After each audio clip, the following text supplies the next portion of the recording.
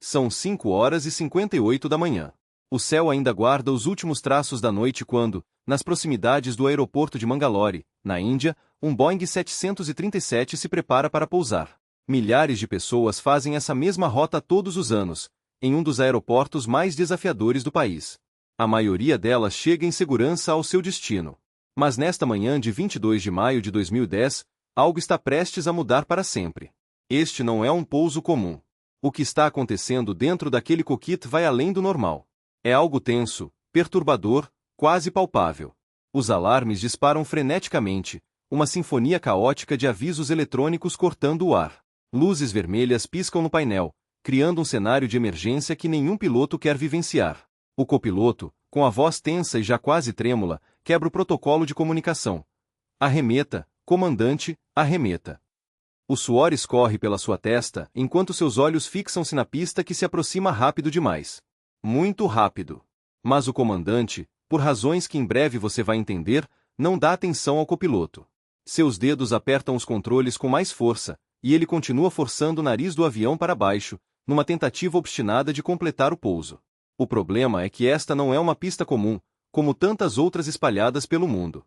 Nela, 2.400 metros de asfalto terminam num gigantesco penhasco. Uma pista do tipo topo de mesa, como chamamos na aviação. Sem margem para erros. Sem segunda chance. Se você já se interessou por aviação, provavelmente já ouviu falar desse tipo de aeroporto. Se ainda não conhece, não esqueça de dar um like neste vídeo para que mais conteúdo como este chegue até você. Dentro do avião, 160 passageiros ainda estão despertando do voo noturno.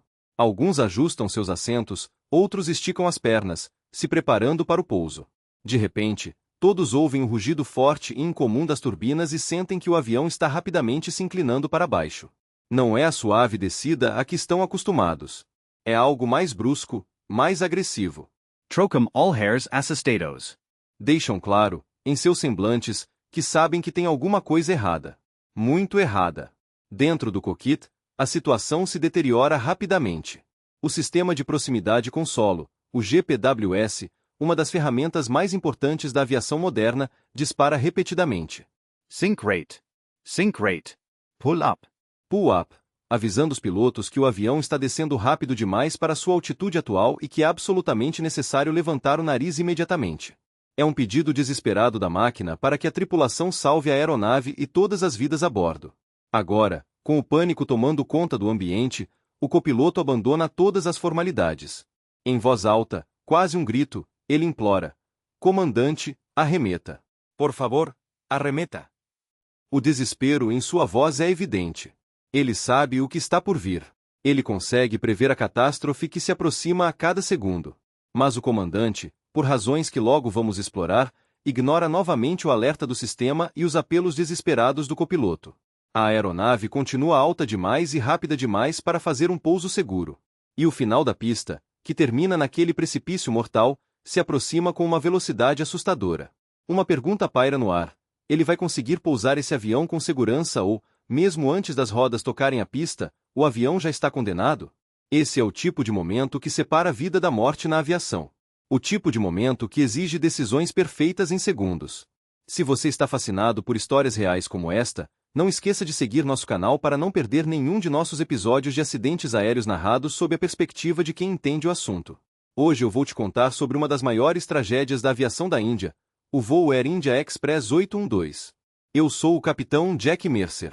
O que você vai assistir agora é a história do ponto de vista de um piloto que já viu e viveu muita coisa em 25 anos de experiência.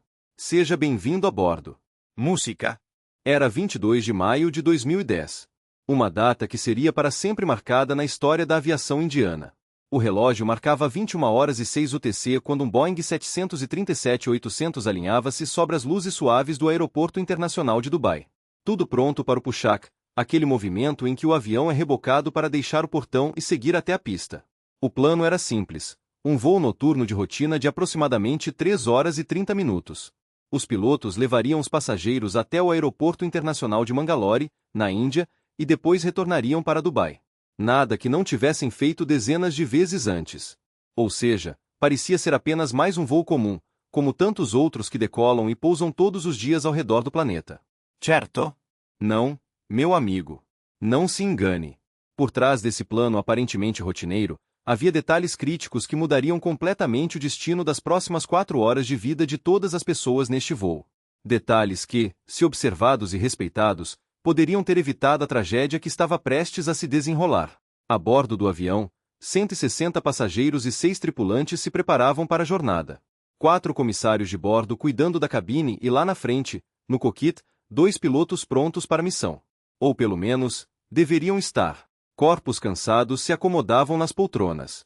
Alguns com os olhos já fechando, exaustos após um longo dia, outros apenas observando as luzes da cidade de Dubai lá fora.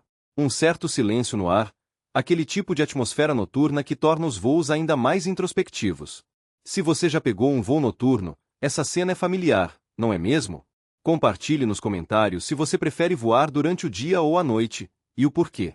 Agora vamos ao cockpit, o coração do Boeing 737.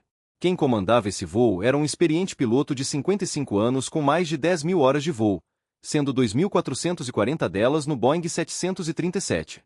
Seu nome, Capitão Zlatko Glujka, um britânico sérvio que havia trabalhado anteriormente na Jet Airways da Sérvia.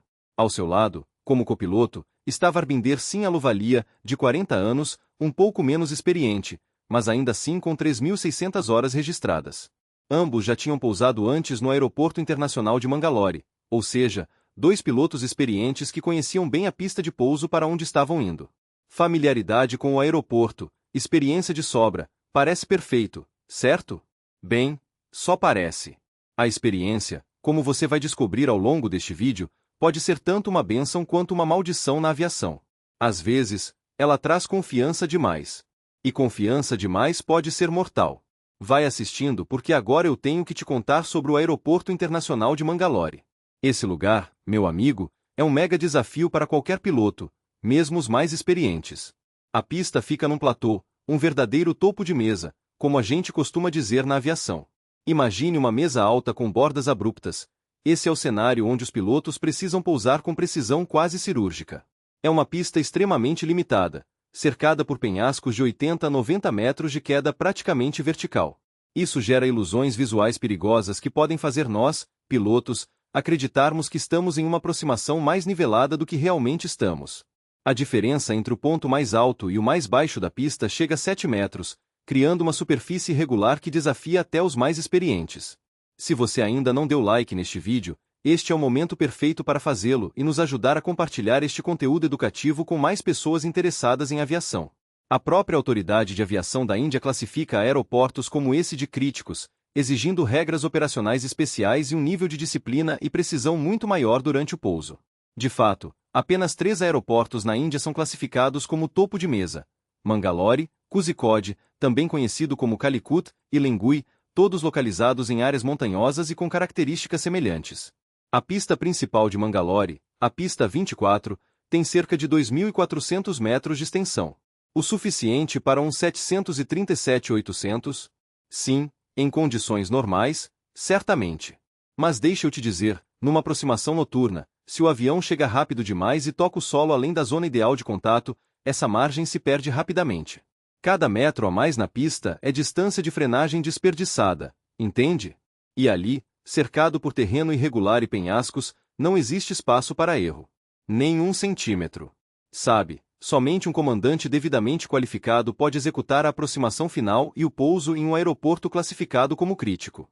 E nesse caso, o avião contava com um pacote de performance para pista curta, um conjunto de ajustes que melhora o desempenho na decolagem e frenagem quando a pista é limitada ou desafiadora.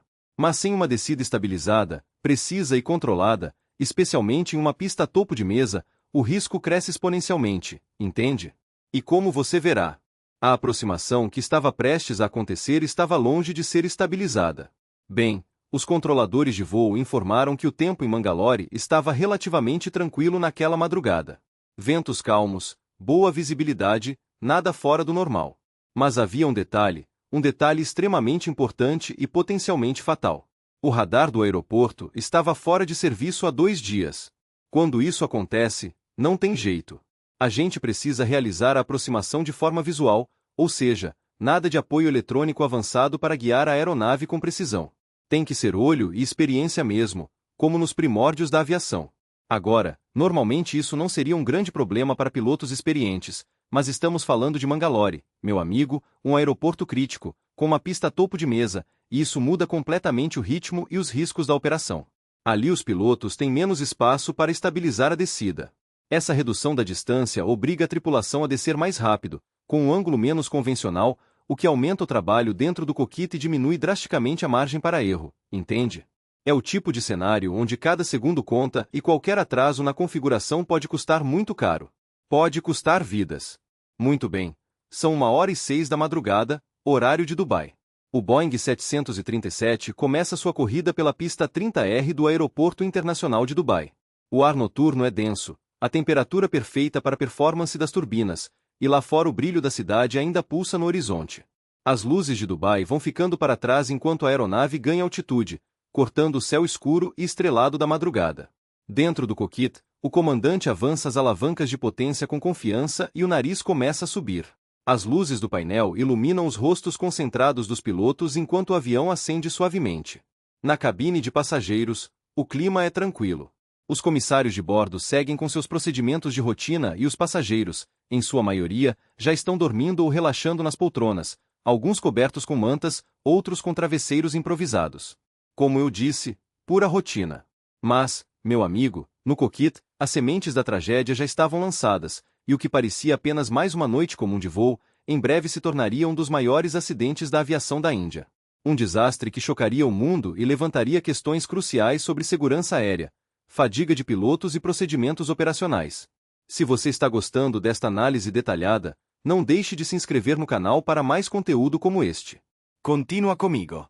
Então, logo após a subida inicial, a carga de trabalho dentro do cockpit diminui consideravelmente porque o piloto automático é acionado. O avião agora segue seu caminho programado, mantendo altitude, velocidade e rota conforme planejado. É um momento de relativa calma para a tripulação de voo, um respiro após o intenso trabalho da decolagem. Pois é, foi nesse momento que tudo começou a sair terrivelmente do controle. Assim que o sistema automático assumiu o controle do voo, o comandante Gluica reclinou o assento, soltou os ombros, e em questão de poucos minutos, sua respiração ficou mais pesada e ritmada. Como sabemos disso com tanta precisão? Porque o gravador de voz do cockpit, que a gente chama de CVR, registrou um som impossível de confundir, o ronco do comandante. Sim, você ouviu direito. Ele caiu profundamente no sono. E não foi um cochilo rápido, daqueles de 20 minutos recomendados para recuperar a atenção. De acordo com o relatório da investigação, ele dormiu por mais de 90 minutos do voo. Um sono profundo e contínuo, em um momento crucial da operação da aeronave. Algo completamente contrário aos procedimentos de segurança estabelecidos. Enquanto isso, o copiloto Aluvalia ficou ali sozinho, lidando com as comunicações, monitorando os instrumentos e mantendo o voo sob controle. Profissional, calado, suportando o peso de toda a operação sem poder descansar nem por um momento. Mas o silêncio dentro daquele cockpit era quase ensurdecedor. Nenhum bate-papo, nenhuma troca rápida de conferência, nenhuma verificação cruzada de dados. Nada. Só o zumbido dos sistemas e de vez em quando o estalo distante da voz do controle de tráfego aéreo pelo rádio. Olha, do ponto de vista de um piloto experiente como eu, o cockpit é feito para dois, entende? Um confirma o outro, troca ideias, revisa o combustível, checa a previsão do tempo, mantém a consciência situacional do voo viva e alerta. É um trabalho de equipe, onde dois cérebros são muito melhores que um. Agora sozinho, especialmente no meio da madrugada, a mente começa a trabalhar mais devagar, a atenção se dispersa, a vigilância enfraquece, e é aí que mora o perigo, meu amigo. É aí que os acidentes começam a ganhar forma. Pode acreditar, o desastre já estava silenciosamente a caminho, enquanto o avião cruzava o céu estrelado sobre o mar Arábico.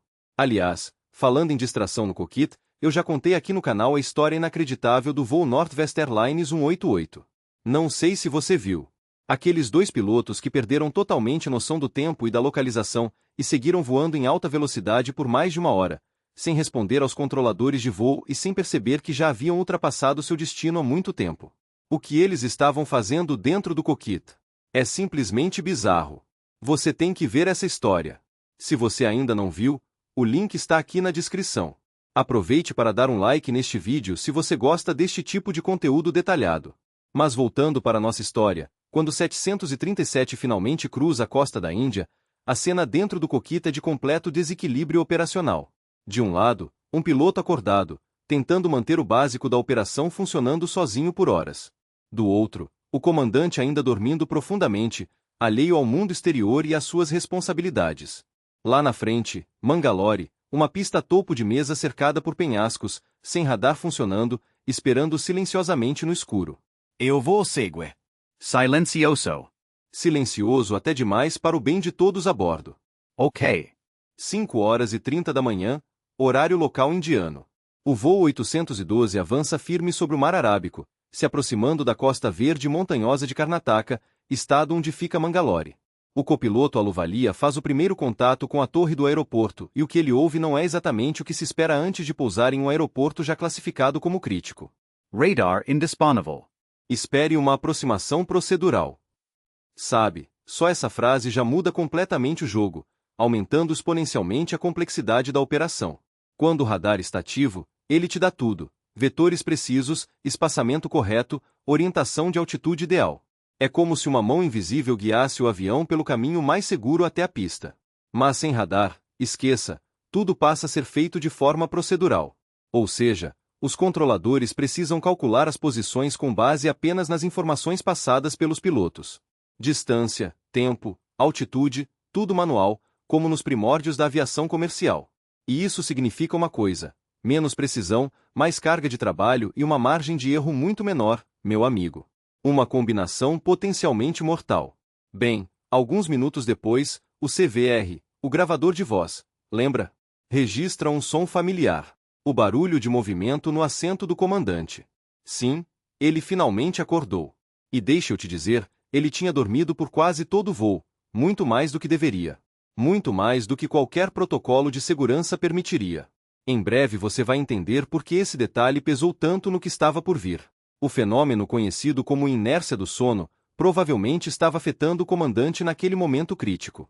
A inércia do sono é um estado temporário de performance reduzida, confusão e desorientação que ocorre imediatamente após acordar, especialmente de um sono profundo.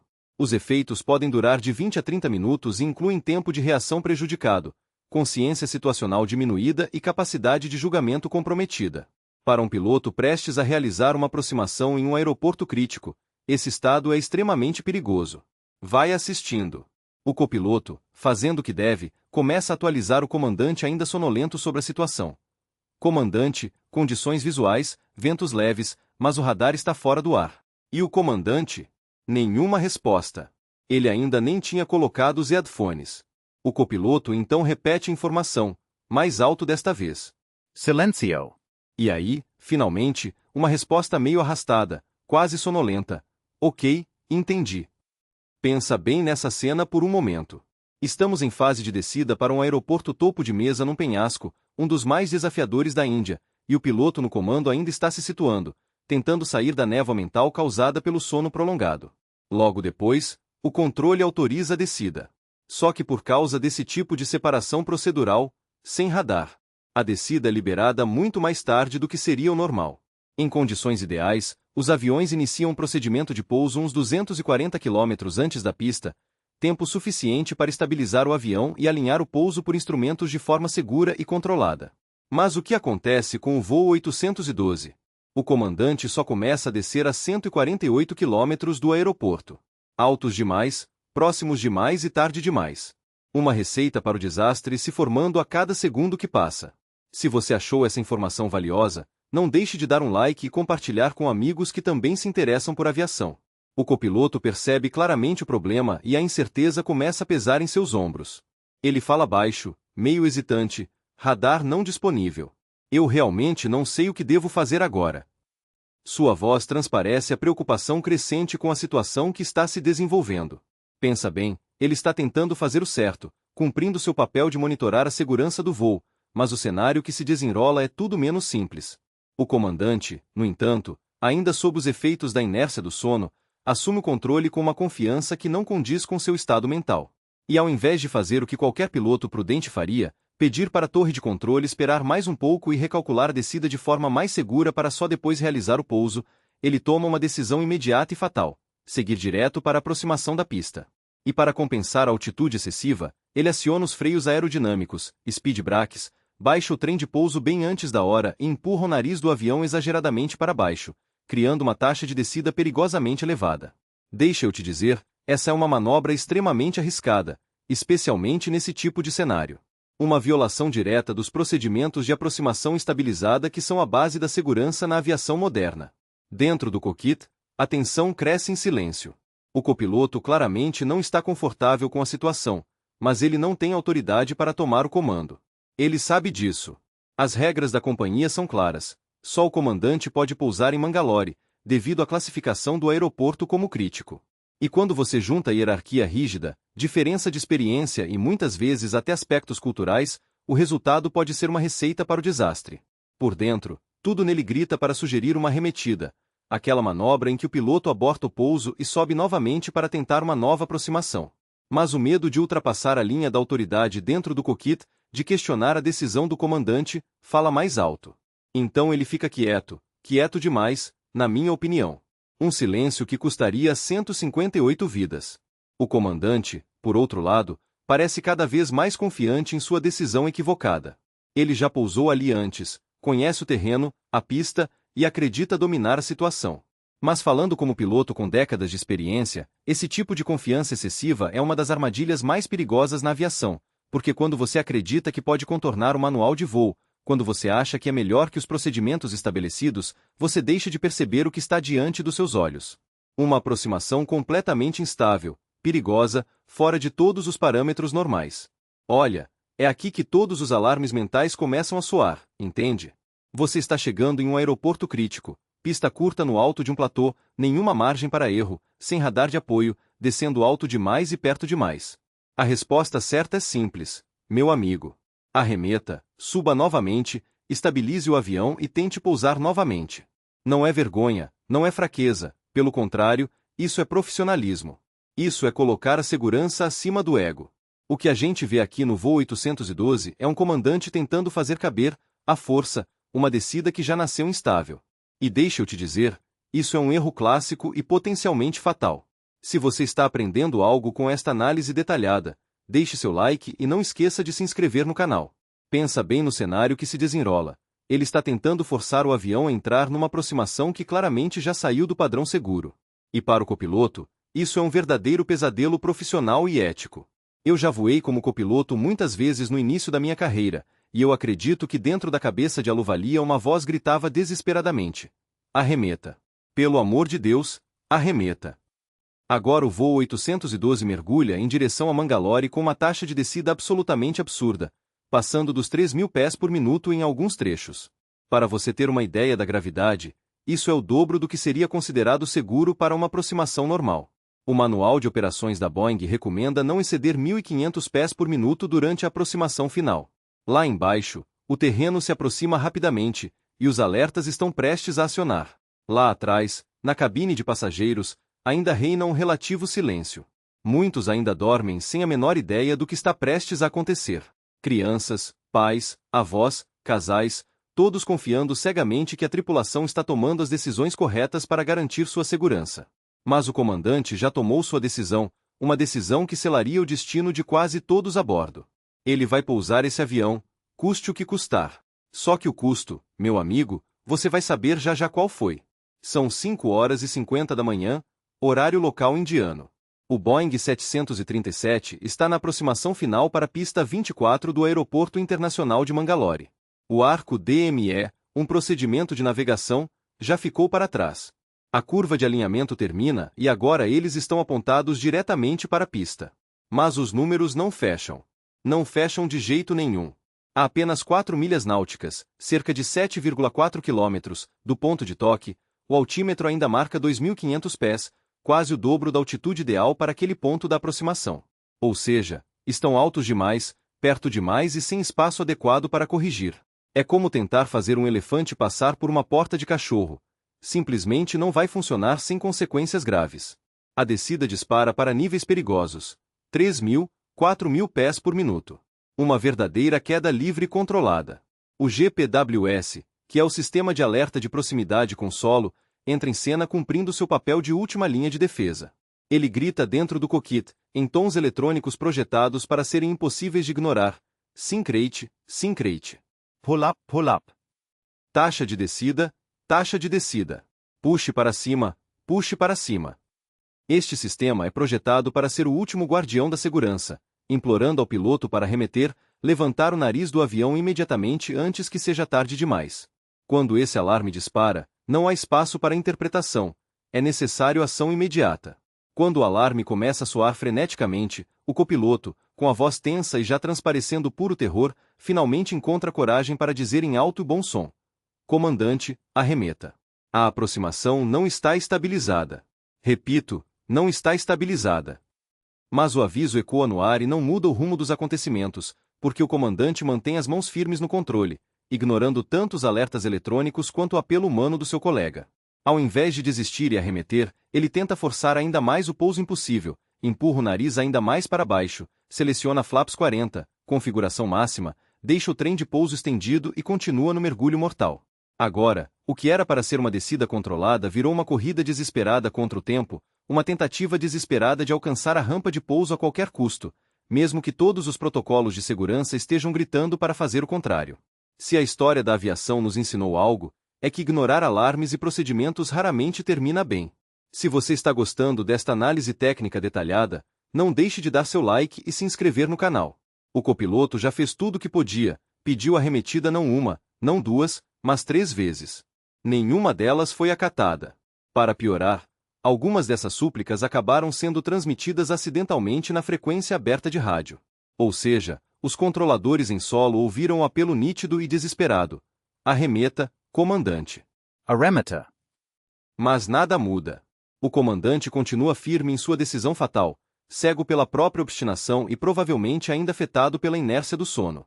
O silêncio dentro do cockpit agora é quase sufocante. A cada segundo que passa, a pista chega mais perto. A cada segundo, as opções desaparecem. A cada segundo, a morte se aproxima. Na cabine, os passageiros começam a sentir algo diferente. O mergulho repentino do avião, a pressão contra o assento, a sensação de que o avião está descendo rápido demais. Olhares se cruzam entre as pessoas, elas começam a comentar baixinho, algumas segurando os braços das poltronas com mais força. A ansiedade é palpável. Os passageiros, mesmo sem treinamento técnico, não têm noção do quão rápido o jato realmente está. A velocidade agora marca 160 nós, cerca de 296 km por hora, aproximadamente 20 nós acima do ideal para um pouso seguro naquelas condições. E por causa da descida tardia e mal planejada, o avião vai cruzar a cabeceira da pista não a 50 pés, 15 metros, como manda o manual, mas a quase 200 pés, 60 metros, de altura. Pensa bem na gravidade disso, 60 metros. Isso é altitude de passagem, não de pouso. É a altura de um prédio de 20 andares. É completamente fora do padrão aceitável para uma aproximação final.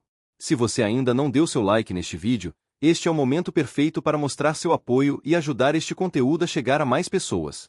Na torre de controle do aeroporto de Mangalore, o controlador percebe que algo está errado. A aeronave está chegando alta demais, rápida demais. Ele pega o microfone e tenta contato. Air India Express 812, confirme se está tudo bem. A resposta vem fria, curta e quase automática do comandante. Afirmativo. Affirmativo. Como se tudo estivesse perfeitamente normal. Eu te pergunto, como assim afirmativo com o avião alto demais, rápido demais e completamente instável? Com todos os alertas disparando no cockpit? Com o copiloto implorando para arremeter? Bem, o que temos agora é um clássico caso de túnel cognitivo. O comandante está obcecado por um único objetivo: pousar o avião. Tudo que contradiz essa meta, os avisos do sistema, as súplicas do copiloto, o perfil anormal da aproximação, é simplesmente ignorado, filtrado pela sua mente como ruído irrelevante. Essa fixação perigosa fecha a mente, elimina alternativas e transforma o cockpit num lugar onde o bom senso é silenciado pela obsessão. E quando a mente de um piloto entra nesse túnel, meu amigo, o desastre geralmente já está na reta final. Um fenômeno psicológico bem documentado que já causou inúmeros acidentes na aviação. Agora são 6h03 da manhã. O Boeing 737 cruza a cabeceira da pista 24 a 160 nós, 296 km por hora, 200 pés, 60 metros, mais alto do que deveria e 20 nós, 37 km por hora, mais rápido do que o recomendado. A aproximação continua completamente instável, totalmente fora dos parâmetros aceitáveis de segurança. E lembra, Mangalore não é um aeroporto qualquer, é uma pista curta no alto de um platô, não há espaço para erro, não há zona de escape, não há plano B. Ou você faz certo, ou a física cobra seu preço. Então, às 6h04 da manhã, a tragédia ganha forma física. A aeronave cruza a cabeceira da pista voando alto demais, rápido demais. A altura padrão para cruzar a cabeceira é de 50 pés, 15 metros, mas o jato está a mais de 60 metros, 4 vezes mais alto que o recomendado. A zona de toque, aqueles primeiros 900 metros essenciais para uma frenagem eficaz, simplesmente passa por baixo do avião sem ser utilizada. Cada metro perdido agora é tempo e pista que não voltam mais. É como começar uma corrida já próximo da linha de chegada. Só que neste caso, a linha de chegada é um precipício. No cockpit, a tensão é quase insuportável. O suor escorre pela testa dos pilotos. O copiloto, num último fio de voz desesperada, tenta mais uma vez. Arremeta, comandante. Por favor. O sistema GPWS continua disparado sem parar. Sink rate. Sink rate. Pull up. Pull up, implorando pela arremetida do avião. E o copiloto, agora mais firme, insiste. Aproximação instável. Arremeta. Arremeta agora. Mas o comandante simplesmente ignora tudo. Os avisos eletrônicos, a lógica operacional, o instinto de sobrevivência, todos silenciados pela teimosia fatal e pelo efeito residual da inércia do sono. E então acontece o inevitável. A 5.200 pés da cabeceira, aproximadamente 1.585 metros, a roda principal do avião finalmente toca o asfalto com força. Um toque duro, brusco, muito além da zona segura de pouso. O jato quiçá, salta e volta a bater pesadamente na pista. Um primeiro contato desastroso. Agora só restam 2.800 pés, cerca de 850 metros, de pista para tentar parar um avião de 67 toneladas, voando a mais de 260 km por hora. Mas, meu amigo, isso é praticamente impossível. A física simplesmente não permite. É como tentar parar um trem de carga em alguns segundos. Os freios automáticos, ajustados apenas para o modo médio, não máximo, entram em ação, mas a desaceleração é claramente insuficiente para a emergência que se desenrola. O comandante puxa os reversores das turbinas e tenta desesperadamente segurar o gigante de 67 toneladas na pista. O som dos motores inverte. Um rugido profundo e potente ecoa pela fuselagem enquanto o ar é empurrado para frente, tentando desacelerar a aeronave. Mas então, de forma inesperada e contrária a todos os procedimentos de emergência, o piloto decide cancelar os reversores e empurra as manetes de potência para frente com toda a força. O avião volta a acelerar violentamente, as turbinas rugindo em máxima potência. Você sabe o que isso significa, certo? Sim. Ele tentou uma arremetida tardia. Extremamente tardia. E o pior, algo estritamente proibido depois que os reversores já foram acionados. Uma vez que você aciona os reversores, você se comprometeu com o pouso. Não há mais volta. Tentar arremeter nesse ponto é uma violação grave das normas de segurança, pois os motores precisam de tempo para transicionar do modo reverso para o empuxo normal de voo. Bem, a essa altura, a física não perdoa. As leis da natureza não podem ser burladas. O destino está selado. O CVR, o gravador de voz da cabine, registra a confusão absoluta nos momentos finais. O copiloto grita em puro terror: não temos pista suficiente. Não vai dar. O sistema GPWS volta a alertar: frenético, inútil. Pull up. Pull up. Os motores rugem no máximo, empurrando o jato para frente numa tentativa desesperada de ganhar velocidade. Por alguns segundos, parece que o avião vai reagir e subir novamente, escapando por pouco. Há um momento de esperança fugaz. Mas é tarde demais. Tarde demais para todos a bordo. Com apenas algumas centenas de metros restantes, sem sustentação adequada, com os reversores recém-desativados e a aerodinâmica completamente instável, o destino da aeronave já está selado. Não há mais como escapar. A física cobra seu preço.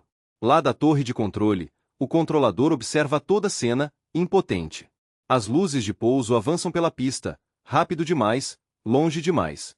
No rádio, o silêncio é ensurdecedor. Eles sabem que o voo 812 não vai parar a tempo. Sabem que além da pista há apenas o abismo. E então, com o coração na garganta, eles assistem ao inevitável se desenrolar. Às 6h05 da manhã, O Boeing 737 ultrapassa o fim da pista 24 e despenca no vazio. Por 5 segundos eternos, o jato cai quase 55 metros penhasco abaixo, um mergulho final sem volta. A aeronave, com suas 166 almas a bordo, parece suspensa no tempo e no espaço durante aquela queda terrível. Dentro da cabine, o caos toma conta. Motores rugindo, metal se contorcendo, gritos desesperados, bagagens despencando. A sensação é de pura impotência. Um gigante de aço fora de controle, mergulhando em direção ao abismo. Pela janela, os poucos passageiros acordados veem o chão se aproximando numa velocidade alucinante, sabendo que o impacto é inevitável. Se você está impressionado com esta reconstrução detalhada, não esqueça de deixar seu like e se inscrever no canal. O impacto é brutal, devastador. A fuselagem se parte em 3 grandes seções. O cockpit é esmagado contra a encosta rochosa, selando imediatamente o destino dos pilotos. A parte central se rompe violentamente, revelando as costelas de alumínio da estrutura, que rapidamente se tornam incandescentes em meio ao fogo que se espalha. A cauda, quase intacta, se ergue como uma lápide metálica contra o céu do amanhecer, uma testemunha silenciosa da tragédia.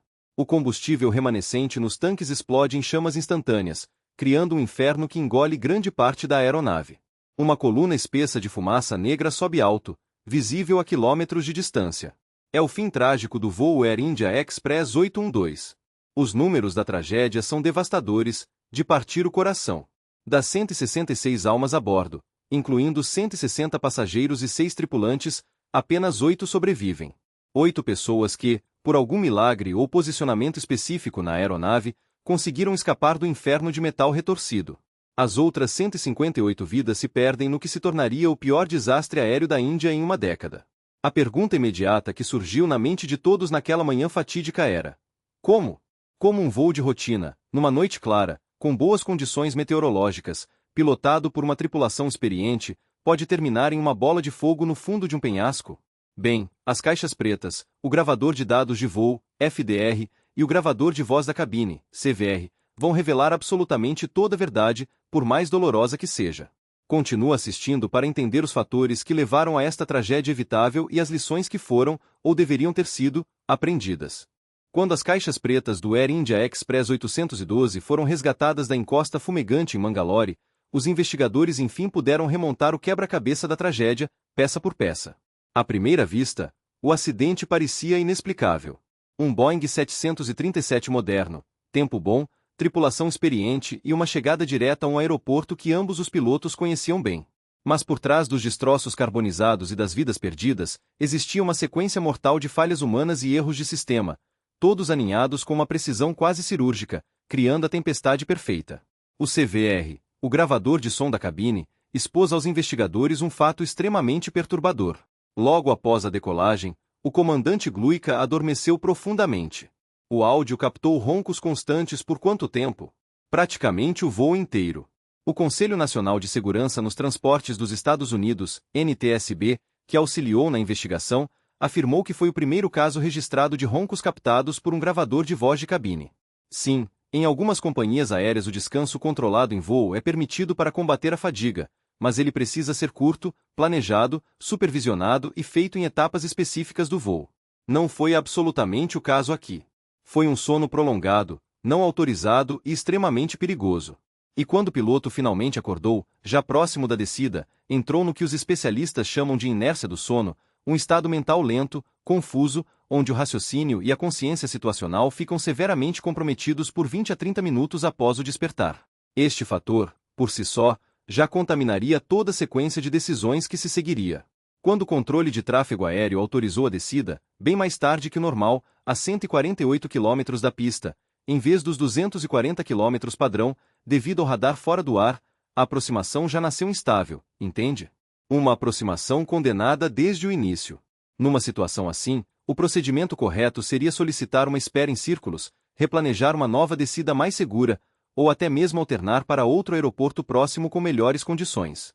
Mas ainda grogue e desorientado pela inércia do sono, o comandante seguiu em frente, forçou a descida, tentou encaixar o avião na pista em vez de planejar a aproximação correta. O FDR, o gravador de dados de voo, confirmou o que os alertas já haviam denunciado durante o voo. Em vários momentos, o avião mergulhou entre 3.000 a 4.000 pés por minuto, o dobro da taxa considerada segura para uma aproximação estabilizada. Uma descida tão íngreme que tornava o pouso seguro virtualmente impossível. E tem mais um fator técnico importante. Os investigadores descobriram que o jato provavelmente capturou um falso glide slope, um sinal enganoso de aproximação acima da rampa correta de descida. Este fenômeno, conhecido na aviação, pode levar os pilotos a acreditarem que estão na trajetória correta quando, na verdade, estão muito acima dela, tornando a descida ainda mais íngreme quando finalmente percebem o erro. O resultado? Quando cruzaram a cabeceira da pista, o Boeing estava 4 vezes mais alto do que o ideal e 20 nós mais rápido.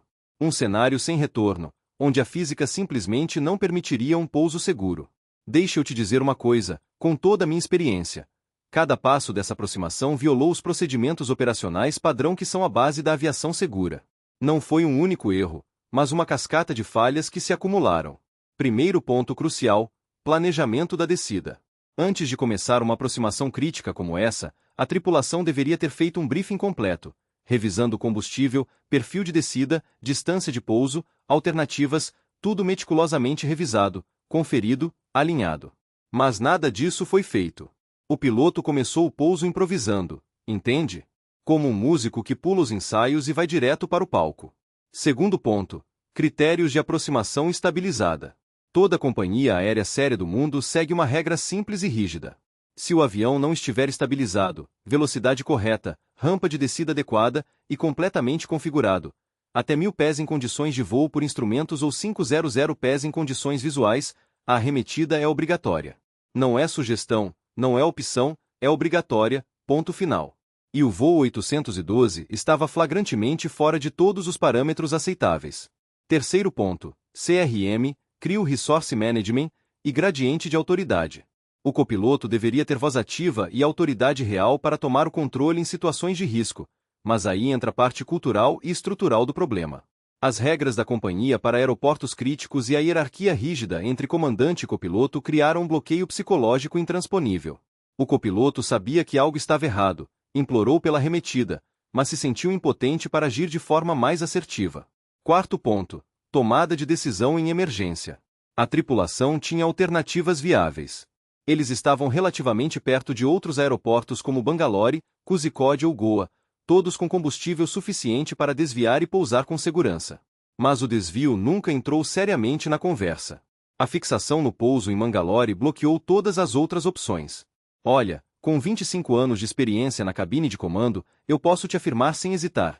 Se a tripulação tivesse simplesmente arremetido na hora em que o copiloto pediu pela primeira vez, esse acidente jamais teria acontecido. Ponto. Essas 158 vidas poderiam ter sido salvas com uma decisão de 2 segundos. Eu já voei centenas de aproximações em aeroportos desafiadores ao redor do mundo, e a regra de ouro nunca mudou. Estabilize até 1000 pés, pouse, não estabilizou, arremeta. Não há exceções. Nem radar fora do ar, nem noite longa, nem fadiga, nem pressão da companhia. Nada justifica comprometer esse princípio básico. Nada. Se você está aprendendo com esta análise detalhada, não esqueça de deixar seu like e se inscrever no canal. A investigação final conduzida pela Diretoria-Geral de Aviação Civil da Índia não parou nos pilotos, não. Ela foi além e expôs falhas estruturais graves no sistema de aviação do país. A primeira delas, gestão de fadiga. Os investigadores descobriram que a Air India Express não tinha um programa sólido de gerenciamento de risco de fadiga. Voos noturnos, jornadas longas de trabalho, escalas puxadas, tudo isso era rotina na empresa, sem o devido cuidado com o descanso das tripulações. E o resultado? Pilotos exaustos, tomando decisões críticas com a mente no limite. Decisões que, como vimos, podem custar centenas de vidas. Segundo ponto estrutural: treinamento e simuladores de voo.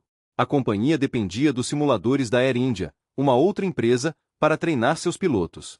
Mas quando os investigadores foram checar, descobriram que muitos simuladores estavam mal conservados, defasados e oferecendo o que os especialistas chamam de treinamento negativo.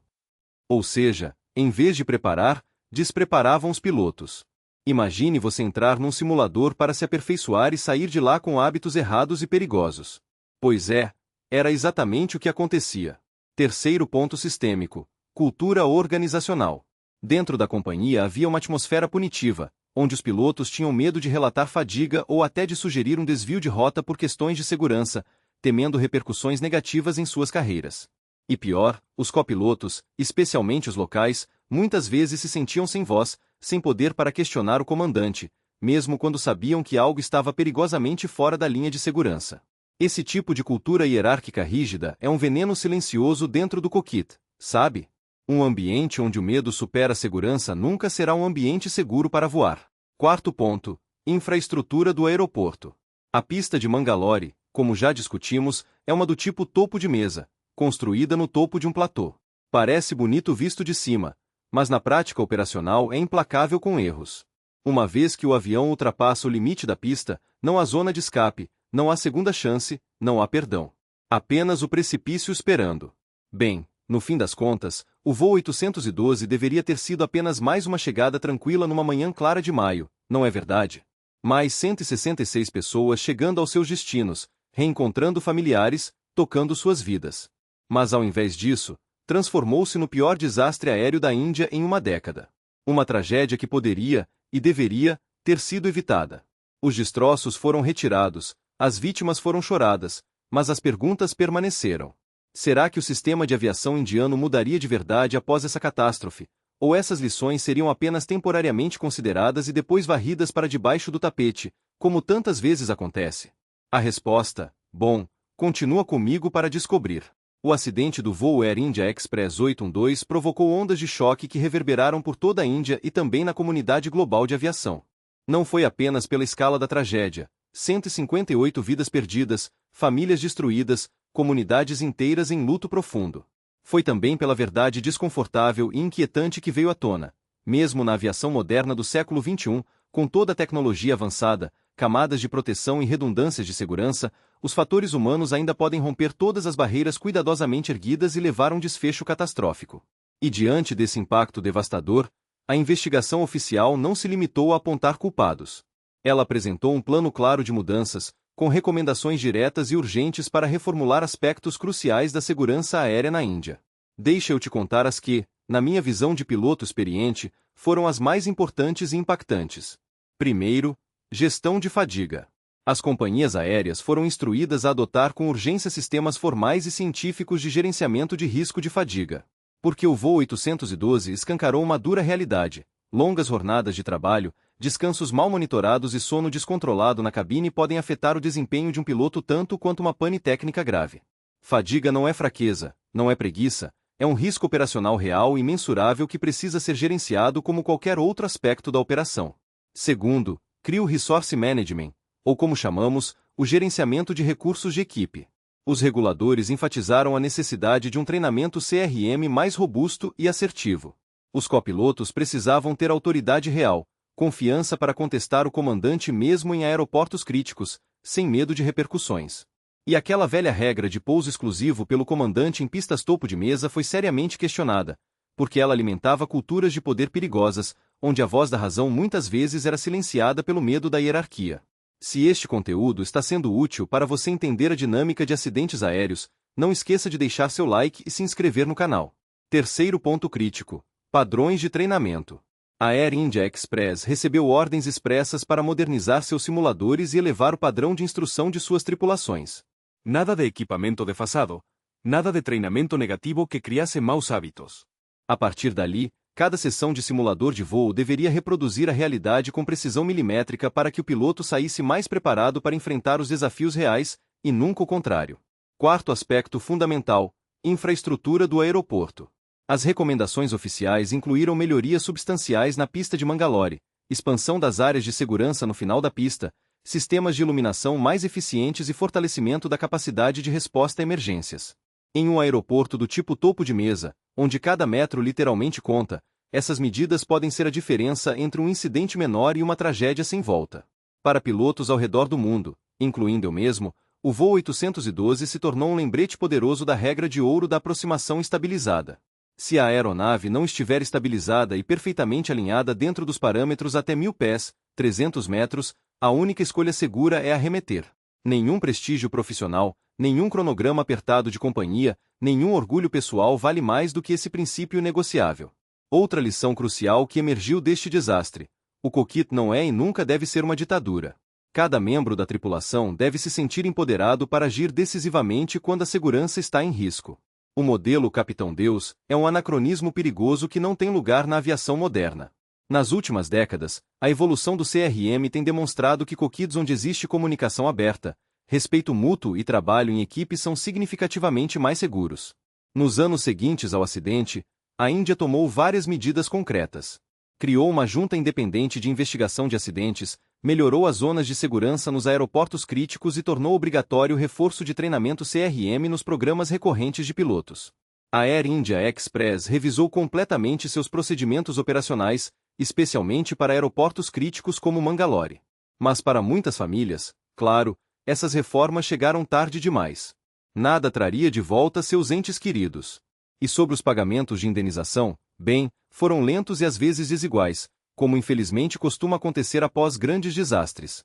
Hoje, no local do acidente, há um parque memorial em homenagem às vítimas.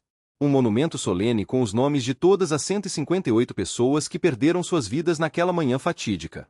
Todo ano, no dia 22 de maio, familiares se reúnem, colocam flores e lembram com dor e saudade da manhã em que seus entes queridos nunca voltaram para casa. Ok? Agora que você conhece toda a história e as lições desse trágico acidente, vamos combinar o seguinte. Se essa análise detalhada te emocionou ou te ensinou algo valioso, clica no botão de curtir e compartilhe esse vídeo com mais pessoas que possam se interessar. O que acha? A informação sobre segurança aérea nunca é demais.